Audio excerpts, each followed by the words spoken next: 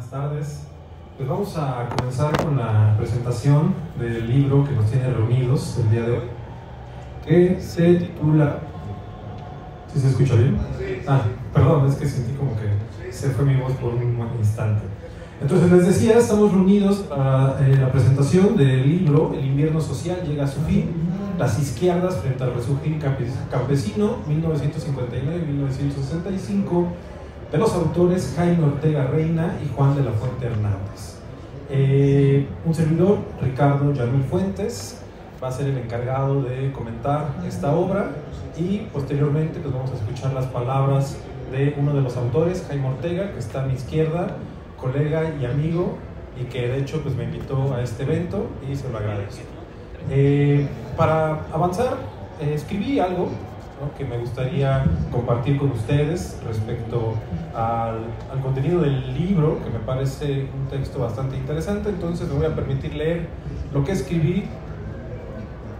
Bueno, dice: el libro El invierno social llega a su fin, las izquierdas frente al resurgir campesino, 1959-1965, es una obra que se suma a una historiografía que en los últimos años ha venido creciendo sobre el tema de las izquierdas en México durante la segunda mitad del siglo XX.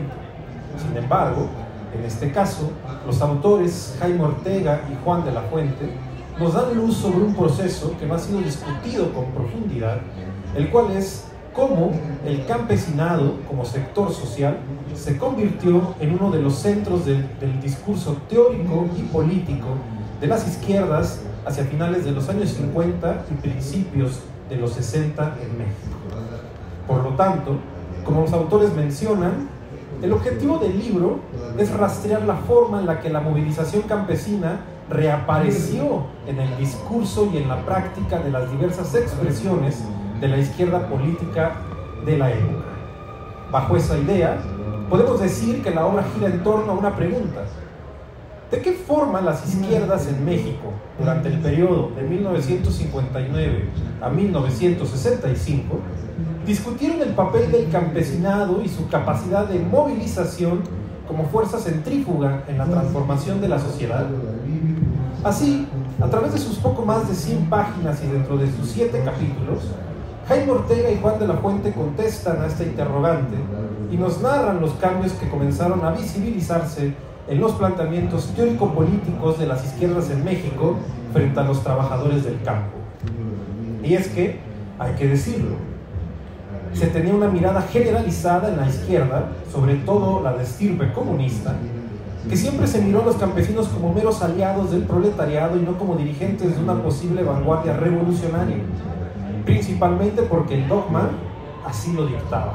Sin embargo, trabajos como el que hoy nos reúne nos brindan un análisis novedoso de cómo la relación de los trabajadores del mundo rural con el comunismo mexicano y la izquierda en general dentro del país fue repensada, revalorada y sobre todo resignificada. Ahora bien, es importante mencionar como uno de los aciertos de la obra la selección de la temporalidad abarcada, pues no es algo gratuito. Tiene un fundamento muy relevante, ya que como los autores vaticinan en diversas secciones del texto, de 1959 a 1965 serán años muy importantes para las izquierdas mexicanas. Esos años serán caracterizados principalmente por ser un periodo de reordenamiento, reorganización y de renovación dentro del amplio espectro que confluía en la izquierda, además de la existencia de una enorme pluralidad de esta. Dicho esto último, en esta diversidad se encontraban principalmente el comunismo y los diversos grupos y organizaciones que se asumían dentro de dicha corriente. Por ejemplo, para el año de 1960, existían en México 3 partidos que se autodefinían como socialistas o que se guiaban bajo los postulados del marxismo-leninismo: el Partido Comunista Mexicano, el Partido Popular Socialista y el Partido Obrero Campesino Mexicano. Asimismo, y como bien lo mencionan los autores, existía en el contexto la corriente nacional popular de gran calado y en donde confluían diversos sectores, siendo el ala radical del partido oficial quienes principalmente, pero quizás no exclusivamente, representaban esta corriente. Lo interesante del contexto nacional de esa época es que a pesar de los debates y las posiciones divergentes entre organismos o entre corrientes políticas, algunos sectores de la izquierda encontraron concordancia y hubo temas que los conjuntaron y los hicieron marchar de la mano, como el de la paz mundial y la lucha frente al imperialismo. La conformación del Movimiento de Liberación Nacional en 1961, que en el libro se discute, de hecho, es el claro ejemplo de ello. Por otro lado, a la par de la precisión analítica del contexto nacional, los autores hacen hincapié en ubicar también su objeto de estudio en un contexto internacional de grandes debates entre las izquierdas a nivel mundial y el surgimiento de más procesos revolucionarios en el planeta. De entrada, no podemos comprender la década de los 60 en Latinoamérica sin el crisol que significó la Revolución Cubana. Y de igual modo, las izquierdas en México no estuvieron exentas de la discusión internacional que se suscitó, sobre todo aquella entre el Partido Comunista de la Unión Soviética y el Partido Comunista de China. ¿Moscú o Pekín? Se va a preguntar Vicente Lombardo Toledano, uno de los principales actores y dirigentes en la historia de las izquierdas en México. Todas estas discusiones y experiencias globales, los autores Jaime Ortega y Juan de la Fuente las traen a la discusión del libro y se yuxtaponen con los acontecimientos locales, lo cual es importante y ayuda a comprender con mayor precisión los procesos. Otro aspecto que habría que señalar es la metodología, específicamente las fuentes que los autores utilizan. Si bien me parece que hizo falta una revisión más profunda de fuentes orales, lo cierto es que los archivos que los autores trabajan para elaborar su análisis sobre los debates dentro de los partidos y los movimientos estudiados en torno a la posición del campesinado son muy ricos, ya que me parece que aún son pocos los trabajos que, por ejemplo, han abordado las discusiones de dichas organizaciones desde sus órganos oficiales durante esos años. La Voz de México y Avante serán los principales aparatos de prensa que se estudian, al que se suma una minuciosa revisión de la revista política que dirigía Manuel Marcuel Pardilla. Serán intensos los debates, los posicionamientos, las rupturas y en general la discusión política coyuntural que los autores rescatan de estos documentos y que el lector puede observar, y que todo ello lo plasman en uno de los capítulos principalmente, que desde mi punto de vista es de los más interesantes, al que titulan México, a la izquierda de la Constitución o una nueva revolución. Un nombre bastante sugerente, como lo es la obra en general. Un aspecto igualmente relevante es que a partir del estudio del discurso político de las tres principales organizaciones que se analizan en el libro, es decir, el PCM, el PPC y el Movimiento de Liberación Nacional, los autores describen el entorno político que dio origen a la principal organización campesina de los años 60, impulsada desde la izquierda política y principalmente desde la corriente comunista. Estoy hablando de la Central Campesina Independiente. Sin embargo, como una limitante, y me parece importante señalar, al centrarse mayoritariamente en la discusión dentro de los documentos, o exclusivamente en los documentos, se pierden algunos detalles del contexto. Por ejemplo, no se menciona que ese resurgir que los autores discuten del campesinado tiene una explicación material, pues los años 50 en México van a ser críticos para el mundo campesino. Los salarios de los trabajadores del campo van a descender, habrá una crisis en la producción de alimentos, habrá mayor exigencia sobre tierras para vivienda y en general la crisis agrícola comercial hará mella en la vida de miles de trabajadores rurales, los cuales no van a sentir el apoyo del gobierno. Estos factores, sumados a otros, se convertirán en los alicientes de la conformación de alternativas de organización y reactivará la posición contestataria de un sector del campesinado mexicano para los años 60. Finalmente, y siguiendo lo dicho con anterioridad, no quiero terminar esta participación sin mencionar un par de observaciones críticas al texto. La primera es que considero que esa idea del resurgimiento del sector campesino se puede interpretar como que hubo un periodo, sobre todo anterior a la temporalidad del libro, es decir, durante los años 40 y 50, en donde las movilizaciones campesinas pareciera que no eran tan potentes, sumamente importantes, o en el peor de los casos, estas eran inexistentes. Por ello, la izquierda, más allá del discurso teórico, no las volteaba a ver. Y ojo, digo que así puede interpretarse, puesto que los autores no lo dicen de esa forma, pero tampoco lo matizan, y quizás está ahí el problema. Y es que basta con poner dos ejemplos concretos. El primero, las movilizaciones campesinas en Chihuahua en torno a la Ogocen durante los años 50, y el segundo, el jaramillismo en Morelos, que va a atravesar 2 décadas. Expresiones, ambas, de amplios contingentes de campesinos organizados, combativos y desde la izquierda. Faltó, desde mi punto de vista, un poco más de estas historias. Asimismo, al leer el texto me hice una pregunta.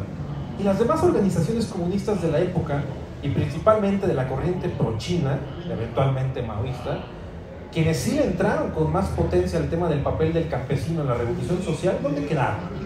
Por mencionar una, la Unión Reivindicadora Obrero Campesina, la UROC, que en su seno se conformó con un bastión del jaramillismo más radical. ¿Qué opinión tenían al respecto del papel del campesino en la revolución social? ¿Debatieron sus posiciones frente al PCM o al PPS? Sé que no era la finalidad del libro, pero vale la pena mencionarlo, repensarlo e ir configurando un análisis más amplio para una futura investigación. Y quiero concluir diciendo que estamos ante un libro documentado, inteligente y que vale la pena revisar, y que sus páginas, que podrían considerarse pocas, no corresponden con la profundidad del análisis y la reflexión que nos invita a realizar. Es una obra, por tanto, que igual funge como un faro para alumbrar más investigaciones sobre el tema, pues muchas explicaciones siguen abiertas. Pero como decía uno de mis profesores de la universidad, los buenos libros, además de brindarte cuantiosas respuestas, también te provocan muchas interrogantes. Y este es uno de esos. Muchas gracias. Gracias, Ricardo. Muchas gracias, Ricardo.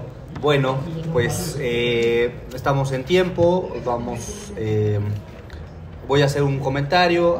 Gracias por las sugerencias, las críticas. Gracias aquí al compañero maestro Jorge Castañeda, que nos acompaña. Este es un libro que trata de ser un proyecto más grande, ¿no? Efectivamente no abordamos aquí la historia de la movilización campesina en cuanto tal, es por eso que efectivamente notas estas ausencias. También decididamente excluimos ejemplos tradicionales, ¿no? Como es el de Jaramillo, ¿no? Intencionalmente, porque ha sido el imán para una buena parte de los trabajos historiográficos. Si uno revisa el libro clásico Después de Zapata de Armando Bartra, este periodo pasa de largo, ¿no? Porque todo se reinventa en los años 70, después del cardenismo hasta los años 70, y a nosotros nos parece que es un periodo que hay que trabajar. Efectivamente hay muchísimas expresiones, estas que tú señalas de la Ogocen es claramente una muy importante, y fuimos sobre todo con la vertiente de la CCI. ¿Por qué? Porque la CCI expresa con mayor manera la búsqueda de una nueva revolución, la búsqueda teórica, política, que se separa de la ideología de la Revolución Mexicana, que apuesta por la democracia. En el fondo, atrás de este libro y uno que vendrá, esperemos, el próximo año, la idea es cuestionar el presupuesto de que la democracia, la transición democrática es un asunto de clases medias urbanas a partir del 68. Demostrar que las izquierdas y el mundo campesino particularmente han tenido un papel muy relevante en la conformación de las ideas democráticas, ¿no? Aquí tratamos de discutir desde los partidos, desde los documentos, desde los planteamientos, desde los debates. A veces creo que nos excedimos en las citas, pero bueno, es parte también de un vacío historiográfico fuerte. Tenemos prácticamente 0 investigaciones sobre el Movimiento de Liberación Nacional, ¿no? Tenemos muy poca reflexión en torno a este periodo, ¿no? 59, 65 está ausente frente a la centralidad del 68, ¿no? Del 68. No, el periodo CCI, Frente Electoral del Pueblo, que va a ser una parte del trabajo posterior. Por eso digo que es un proyecto. No lo pusimos todo, primero porque nos íbamos a tardar más, y segundo porque podría ser muy reiterativo, ¿no? Hacer muchas referencias a procesos una y otra vez que se están cruzando todo el tiempo, ¿no? Un poco lo que quisimos aquí también reivindicar es que las izquierdas son esencialmente campesinas en este país, ¿no? Al menos hasta los años 70 son esencialmente campesinas, y el campesino está jugando, es un campesino muy nuevo, es un campesino que ya no es el de los años 30, es un campesino que ha sufrido la modernización política de los años 50, es un campesino que es muy abigarrado, es un campesino que encuentra mucha vitalidad en el norte, y es muy interesante porque se asocia a las izquierdas, al sur, ¿no?, a un mundo campesino tradicional, y lo que encontramos en este periodo es que las izquierdas tienen una fuerte alianza con el mundo campesino del norte, ¿no?, que es un campesino distinto, no es un campesino de autoconsumo, ¿no?, es un trabajador agrícola muchas veces. Y un poco lo que estamos apuntando ahora en la siguiente investigación es ver los focos principales, ¿no? Los candelilleros, los ixtleros, que son un sujeto que va a desaparecer ante el recambio productivo de las materias primas, pero que en este momento juegan. Vamos a ver a la lucha por la ecología, ¿no?, la lucha contra la contaminación en Tijuana, por ejemplo. Tijuana se va a volver un bastión de las izquierdas desde los años 60.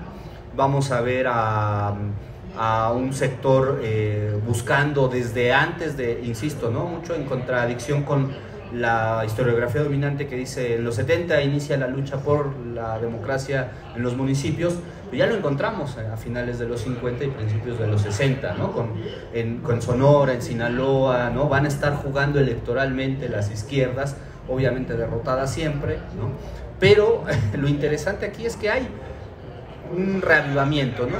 Nuestra hipótesis de fondo es que el mundo campesino es el que habilita la ruptura con la ideología de la Revolución Mexicana, ¿no? No es todo el mundo campesino, es un sector minoritario, es un sector muy golpeado, es un sector que va a encontrar necesidad de expresarse, ¿no?, en organizaciones como la UOCEM, después con su competidor que está aquí en este libro, la Central Campesina, ¿no?, y que va a apuntar y va a poner el tema de la democracia, ¿no? En este país, y esa es la hipótesis, y ese será, espero, el título del siguiente libro, la democracia tiene una raíz plebeya, que es una raíz campesina, esencialmente, ¿no?, frente a la idea de que el campesino es el mundo atrasado, tradicional, jerárquico, osificado, ¿no? Encontramos una gran vitalidad del mundo campesino, y la encontramos, y esta es la llave de entrada para decir, el campesinado mueve a las izquierdas, ¿no? Las izquierdas no mueven al campesino, los campesinos son los que van a mover a las izquierdas y les van a hacer ver de nuevo ese horizonte de búsqueda que es muy importante. El mundo campesino, esto se los digo a las y los alumnos que les doy clase, cuando uno revisa el programa de la Convención de Aguascalientes de 1914, en plena guerra, terminando la guerra, ese programa, que es esencialmente el resultado del encuentro entre villistas y zapatistas, anuncia lo que es la Constitución del 17, ¿no? Y los campesinos inventaron el futuro, ¿no? Esa es la hipótesis de fondo, dicha poéticamente o con un grado de licencia. Los campesinos inventan el futuro, ¿no? Y aquí otra vez lo tenemos. Este periodo es un periodo donde los campesinos inventan el futuro.